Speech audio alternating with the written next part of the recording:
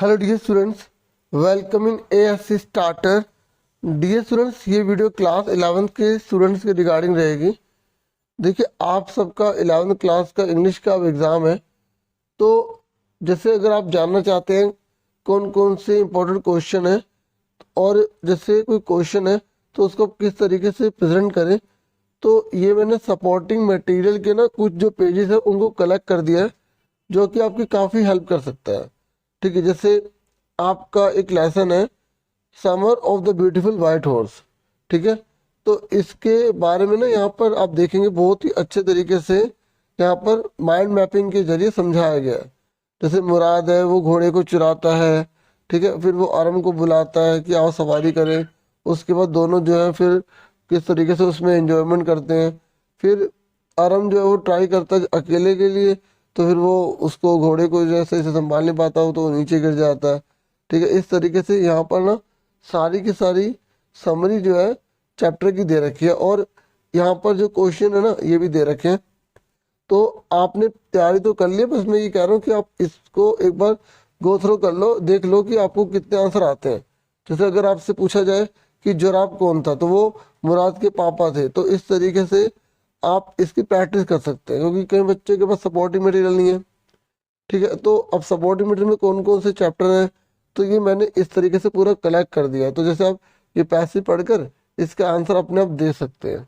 ठीक है, ये मैं आपको दिखा देता हूँ।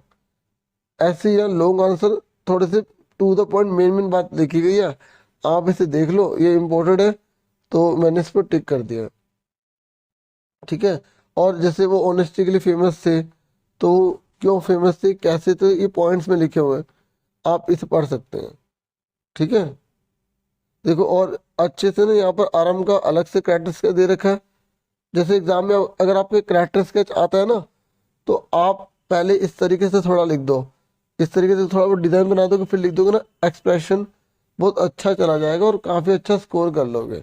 ऐसे ही मुराद का कैरेक्टर स्केच है, आप इसी को याद रख लोगे तो आप इससे आराम से लाइन बना दोगे। जैसे मुराद वाज 13 ओल्ड, ठीक है, और he is an American boy, Armenian boy sorry, और Murad has a cousin whose name is Aram, या Aram was the Murad cousin. इस तरीके से आप इन सब से जोड़ जोड़ के आराम से लाइन बना पाएंगे। ठीक है, ऐसे अंकल खुसरो के बारे में जो कितनी बार क्वेश्चन रिपीट हो चुका है, तो इसके इंपॉर्टेंट इंपॉर्टेंट पॉइंट यहाँ लिखे हुए हैं, आप इन्हें आराम से पढ़ सकते हैं। ऐसे ही नेक्स्ट लेसन है द एड्रेस। तो इसमें क्वेश्चन आ जाता है कि लेसन का नाम एड्रेस ही क्यों रखा गया, तो इसको जस्टिफाई करके दिखाओ। ठीक है, तो आप यहाँ से बता सकते हैं कि the lesson name the address is absolutely correct and can be justified by giving some examples और some description about this lesson. The whole story revolves around the chapter the name is the address. तो आप इस तरीके से बना बना के कोई भी जैसे आए तो शुरू की लाइन लिख के आप उस चैप्टर के अंदर जो जो चीज़ आपको पता है, जो छोटे छोटे क्वेश्चन आपने कर रखे हैं उसको ऐड कर दो। कोई भी क्वेश्चन छोड़ना नहीं। ठीक है, क्योंकि अगर आप छोड़ते हैं तो फिर वो तो पूरा नंबर चलेगा ना। इस तरीके से आपको जो भी पता है उसके बारे में लिखो। जैसे अब इम्पोर्टेंट इंपॉर्टेंट ये क्वेश्चन है, इनको अच्छे से कर लो। ठीक है, ये सारे के सारे, ठीक है, एक बार पढ़ लोगे समझ में आ जाएगा। जैसे मैं एक आधा पढ़ देता हूँ। Why did the narrator decide not to collect her belongings.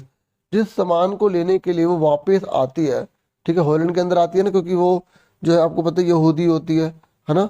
तो अब वहाँ हिटलर ने जब हॉलैंड पर भी अटैक कर रहा होता है तो उनको अपने देश को छोड़कर जाना पड़ जाता है। तो फिर वो वापस जब हर चीज़ नॉर्मल हो जाती है, तो जब वो वापस आती है तो वो चाहते हैं कि उसकी जो मदर की जो जितनी भी सारी चीज़ें निशानी है, तो उनको वापस वो गेट कर ले। तो लेकिन फिर वो उन चीज़ों को लेती क्यों नहीं है, तो क्वेश्चन ये है कि वो जो चीज़ें लेने आई थी उन्हें कलेक्ट क्यों नहीं करती। तो the narrator was disappointed after recognising her belongings in a stele and dirty environment. क्योंकि वो डिसअपॉइंटेड हो जाती है, परेशान हो जाती है, ठीक है, निराश हो जाती है कि इतनी स्टेल और डर्टी एनवायरनमेंट में रखी गई है, और उसे बिल्कुल भी कंफर्टेबल फील नहीं होता। ठीक है, उन चीज़ों को लेकर, इसलिए वो डिससेटिस्फाइड हो जाती है। ठीक है ना। अब ये प्रैक्टिस के लिए तो और भी क्वेश्चन है। ठीक है, तो बस आप ये जो आंसर है ना, ये छोटे छोटे जो दे रखे हैं, इनको अच्छे से पढ़ लो, आपकी तैयारी जो है बहुत अच्छी हो जाएगी। ठीक है, ये लॉन्ग क्वेश्चन भी दे रखे हैं यहाँ पर, अगर आप पढ़ना चाहे तो पढ़ सकते हैं। जैसे यहाँ पर कैरेक्टर स्केच बोला गया है, तो जो एड्रेस में जो एस की बेटी होती है ना, उसका कैरेक्टर स्केच कैसा है, तो वो सेल्फ रिस्पेक्टिंग है, वो अकेली रहती है, lonely after war, ready to move on in life, life में आगे बढ़ने के लिए वो तैयार है, और face the irreparable loss of her dear mother, ऐसा मतलब वो फेस करती है जो इरिपेरेबल है, मतलब कहने का है कि वो रिपेयर हो ही नहीं सकता, मतलब उसकी माँ हमेशा के लिए चली गई। तो यहाँ पर वैल्यू पॉइंट्स है, इसको आप आराम से बना के लिख सकते हैं। फिर आपका थर्ड लेसन है द एड्रेस। अब यहाँ पर ना आप देखेंगे किस तरीके से मैपिंग करके ना यहाँ पर कैरेक्टर्स का दे रखा है। मार्गा मिंको यानी कि जो एस की बेटी है, जो एड्रेस के लिए जाती है, ठीक है, वहाँ पे सारी चीज़ें अपनी बिलोंगिंग्स को कलेक्ट करने के लिए। तो मार्गा मिंको के बारे में क्या खास बात है कि वो जैविश गर्ल थी, ठीक है, जैविश गर्ल थी ना, वो यहूदी थी ना, और उसे मिसेस डॉलिंग बिल्कुल पसंद नहीं आती है, पास ग्लोरी में नहीं रहना चाहती है, सेल्फ रिस्पेक्टिंग है, lonely after war, brave and courageous, बहादुर है, ठीक है, और युद्ध के बाद अकेली रहती है। तो मिसेस डोलिंग के बारे में आप क्या जानते हैं? जैसे वो फ्रेंड थी मिसेस एस की, और उसकी एक बेटी थी, वो मीन, ग्रीडी और डिसऑनेस्ट है, मतलब लालची है, ठीक है, मीन है और डिसऑनेस्ट है, बेईमान है। इस तरीके से did not allow the narrator in her house, अपने घर में अलाउड नहीं करती है, और जो चीज़ें उसने से ली थी, ठीक है, उसको डिनाई करती है ना। ये मिसेस डोलिंग की डॉटर की क्या खास बात थी? देखो, अगर आप ये करते हैं ना तो काफ़ी अच्छा स्कोर आप कर लेंगे, क्योंकि मेन मेन तो कर ही रहे हैं ना, बाकी थोड़ा डीपली भी आ जाता है, तो अगर आपने चैप्टर पढ़ा तो आप कर लोगे। फिर है मदर्स डे। तो मदर्स डे में तो आप जानते हैं ना, पियर्सन जो होती है किस तरीके से एक पैसिमिस्ट वूमेन है, मतलब दबकर रहती है, उसके बच्चे, उसके हस्बैंड, ठीक है, जो होते हैं वो उसको, मिसिस पियर्सन के जो हस्बैंड है जॉर्ज पियर्सन, वो किस तरीके से उनको वैल्यू बिल्कुल नहीं देते हैं, और किस तरीके से वो उन सबकी ड्यूटी फुलफिल करती रहती है उनको, लेकिन वो समझते नहीं है। और दूसरी और फिट्जैरल्ड होती है, जो बहुत ही ज़्यादा क्लेवर है, ठीक है, और अपने राइट्स को जानती है कि वो राइट्स क्या होते हैं, और वो मिसिस पियर्सन को भी अवेयर करती है, मतलब वो एक तरह से सोशल वर्कर के रूप में काम कर रही है, ठीक है, समाज में जो जिनके साथ अत्याचार अन्याय हो रहा है उनकी उनको मतलब अवेयरनेस प्रोवाइड कर रही है, ठीक है, और उनको सही रास्ते पर लाने का भी काम करती है ना। तो इस तरीके से आप इसके बारे में अच्छे से पढ़ें। देखो यार, डोरिस के साथ क्या इंसिडेंट हुई, तो देखो जैसे चैप्टर पढ़ा एमसीक्यू भी आएंगे ना, तो आप तभी टिक कर पाओगे जब आपको एमसीक्यू वगैरह पता होंगे, ठीक है। सारिल के साथ क्या बात हुई, ठीक है, और इस तरीके से मेन मेन स्टोरी की सारी बातें लिखी हुई हैं। अब मैं सारा तो नहीं दिखा सकता मतलब, लेकिन मेन मेन जो दिखा रहा हूँ आप इसे पढ़ के अच्छा स्कोर कर सकते हैं, ठीक है। फिर ये कुछ जैसे यहाँ पर कुछ इंपॉर्टेंट क्वेश्चन है। आयरिश एसेंट है उसकी, ठीक है, बोली जो है ना आयरिश टाइप है। उसके बाद देखो ये आपकी ना जो हॉर्नबिल है, उसमें आपको पोल्ट्री डिवाइस के बारे में पता होना चाहिए। तो ये 1 2 3 4 5 6, तो सिमिले, हम अगर पूरी लाइन में लाइक लिखा देख ले, एस लिखा देखे तो सिमिले है। मेटाफर में हम उसको पूरी तरह मान लेते हैं, जैसे laughter is the best exercise, ठीक है। पर्सोनिफिकेशन में क्या होता है, जो काम इंसान करता है वही काम हम अगर प्रकृति में बताते हैं ना, नेचर में बताते हैं, ठीक है, तो उसे हम पर्सोनिफिकेशन कहते हैं। जैसे आपने हिंदी में पढ़ा होगा, मेघ आए बन के ठन के संवर के, तो इंसान बनता है, ठनता है, संवरता है, तो हम मेघ में कह रहे हैं, तो वहाँ पर्सोनिफिकेशन हो गया। मानवीकरण, जैसे द स्नो फ्लैक्स डांस, इस तरीके से एलिट्रेशन में पहला जो अल्फाबेट है वो सेम आता है, ठीक है। इस तरीके से ये मेन मेन है। उसके बाद ये पोएम है फोटोग्राफ, और फोटोग्राफ में यहाँ आपको पढ़ लेना है कि कौन सी लाइन में कौन सा अलंकार है, पोएटिक डिवाइस है, ताकि एमसी के ऊपर आराम से आप टिक कर पाओ, ठीक है। और जैसे अब यहाँ लिखा लेवर्ड ईज ऑफ लॉ, जब दोनों अपोजिट वर्ड इकट्ठे होते हैं तो हम उसे ऑक्सीमोरन कहते हैं, ठीक है। और यहाँ पर आप चाहे तो पहला दूसरा क्वेश्चन अच्छे से कर ले, ठीक है, बाकी इनको भी आप पढ़ सकते हैं। ओके, एक इसका छठा क्वेश्चन कर ले, ठीक है, इनको पढ़ ले ताकि कोई और भी हो तो आप आराम से कर ले। फिर एक आपकी लेबेनम टॉप आ रही है। लेबेनम टॉप में आपको ये देखना है कि किस तरीके से एक चिड़िया आती है, ठीक है, और पूरे का पूरा जो लेबेनम टॉप है उसका जो एनवायरनमेंट है पूरा चेंज कर देती है। तो पहले स्ट्रेंजर में भी लेबेनम टॉप शांत था और लास्ट वाली स्ट्रेंजर में भी वो शांत रहता है, ठीक है। और इसमें जो पक्षी है उसका नाम आप जानते होगे क्या है, गोल्ड फिंच, ठीक है। और इस पूरी पोएम में कौन सा कलर जो है डोमिनेट है, मतलब सबसे ज़्यादा यूज हुआ है येलो कलर, ठीक है। ओके, तो वो इंजन है फैमिली का। और ये अच्छे से इसके ना एक ये वाला कर लो, एक ये वाला कर लो। फिर पोर्ट्रेट ऑफ लेडी है, तो यहाँ पर जैसे ग्रैंड मदर का यहाँ पे पॉइंट्स दे रखे हैं, इससे आप आराम से कैरेक्टर स्केच दादी का लिख सकते हो, क्योंकि दादी का कैरेक्टर स्केच आ सकता है एग्जाम में, ठीक है। उसके बाद देखो यहाँ पर काफ़ी अच्छे से बता रखा है कि क्या क्या क्या क्या घटना घटी थी।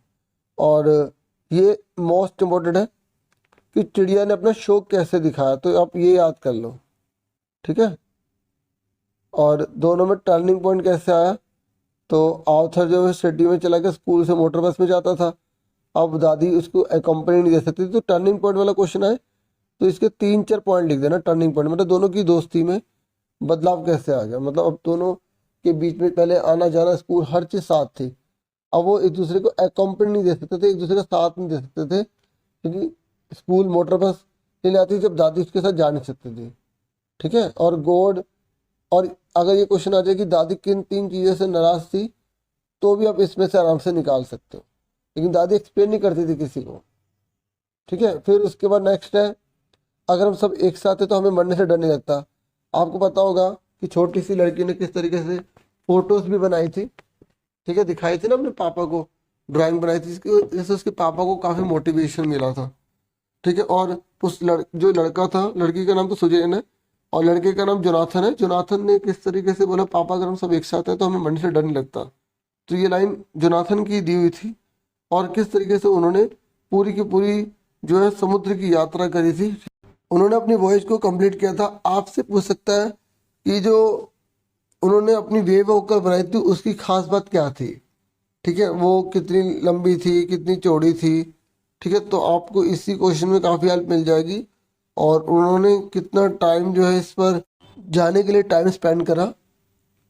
फिर ऐसे टूट वाला है ये, और टूट का चैप्टर आपको अच्छे से पता होना चाहिए कि किस तरीके से यहाँ पर जो टूट के दादा या पापा होते हैं फिर उनकी मौत हो जाती है दोनों में से। अब ये पता नहीं था कि वो दादा या पापा थे। फिर उसके बाद में जो राजा बनता है तो वो बनता है उसका भाई या पिताजी। अब मान लो दादा थे तो पिताजी बने, ठीक है। और अगर पिता उस समय बने तो उस समय कौन बनेगा, उनका बेटा बनेगा। मतलब कहने का ये था कि जब टूट के आने से पहले, राजा बनने से पहले, तो या तो उसका भाई राजा बना था या पिता।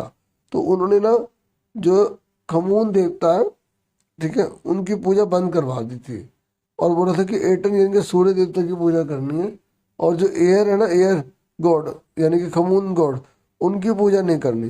तो फिर जब उनकी मौत हो गई तो फिर जो टुट राजा बन गया और टुट ने बोला कि आप खमून देवता की पूजा कर सकते हो, तो उसका नाम टुटन खतीन से टुटन खमून बन गया। तो ये भी क्वेश्चन एग्जाम में आ जाता है, ठीक है। तो आप इसका ये जो 4 क्वेश्चन है ये अच्छे से करो। मैंने ना ये क्वेश्चन के आंसर जो है ना ये मैंने इजी लैंग्वेज में लिखे हैं, तो आपको एक बार फोटो दिखा देता हूँ, आपको एक बार में याद हो जाएंगे। मैंने क्वेश्चन नहीं उतारे, आंसर है, आप एक बार देख लो। देखिए जो क्वेश्चन दिखाए थे ना, तो उसको मैं समझा देता हूँ कि ये क्वेश्चन का आंसर ये है कि पहले क्वेश्चन समझ लो। इसका क्वेश्चन ये है कि जो फेरोज थे ना, फेरोज वो कौन थे, तो फेरोज एंसेंट इजिप्ट के थे। और जो टुट था, टुट वो last heir of the royal family का था, उत्तराधिकारी मतलब। और मतलब जब कार्टर था ना, उसने जो है मतलब मम्मी को काटा क्यों, मतलब उसको खराब क्यों कर दिया एक तरह से, यूँ कहे तो क्योंकि पहले तो वो मेल्ट करवाना चाहता था कि उसमें से रेसिन जो सॉलिड था ना वो पिघल जाए। तो उसने सनलाइट में उस रखा विच इज़ वेरी हॉट, जो बहुत गर्म थी, ठीक है, लेकिन वो उसे कामयाबी नहीं मिली, तो इसलिए उसने हैमर लिया, ठीक, चेसल लिया और इस तरीके से उसको सेपरेट कर दिया कॉफिन से। लेकिन पूछ ली कि कैसे उसने कॉफिन से उसे अलग करा, आप ये बता सकते हैं, ठीक है। उसके बाद ये है कि यहाँ पर कि दफनाया क्यों गया था उसको और किन चीज़ों के साथ दफनाया गया था, ठीक है। तो और सोने इतना सारा क्यों मतलब दफनाया गया, तो रॉयल जो थे ना, मतलब राजा तो चला गया था, लेकिन रॉयल जो थे वो ये सोचते थे कि अ, इसे आफ्टर लाइफ बाद यूज़ कर पाएंगे, जैसे मतलब मरने के बाद भी इसे यूज़ कर पाएंगे, और इसलिए और भी चीज़ें यहाँ पर दफनाई गई थी, ये सारी, ठीक है, गोल्ड के साथ साथ।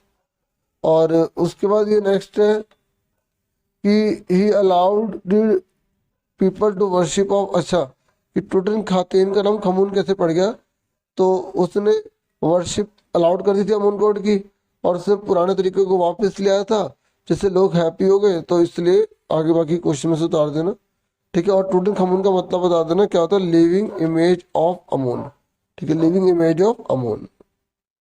और ये कुछ इंपॉर्टेंट क्वेश्चन है, आप एक बार इनको भी पढ़ लेना, बाकी मैं ये नहीं कहता कि यही आएंगे, ठीक है, बाकी आप और भी पढ़िएगा, बाकी ये देख लो कि आपको कितनी नॉलेज है इसकी। जैसे ये पहला क्वेश्चन है कि 3 चीज़ें जो दादी को जो है मतलब पसंद नहीं थी, जैसे मैंने अभी दिखाया था ना, उसी में सारे आ जाएंगे। और आर्थर ने जो है ना अपनी जो वॉयज जो स्टार्ट करी, ठीक है, उसमें क्या क्या हुआ, मतलब जो we are not afraid to die है ना, उसमें व्हाट डिड आर्थर डू, तो उसने अपनी समुद्री यात्रा के लिए क्या क्या किया।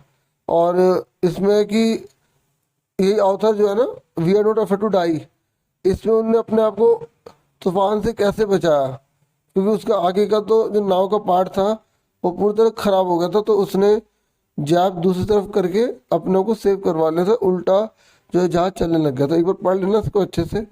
जुराब कौन थे, आपको बता दी थी मैंने, मुराद के पापा थे, एमसीक्यू में आ रहा था। और कैमरन ने किस किस को कैद किया था, ठीक है, लेखिका की मम्मी को और उनकी जो कजन है दोनों को, ठीक है।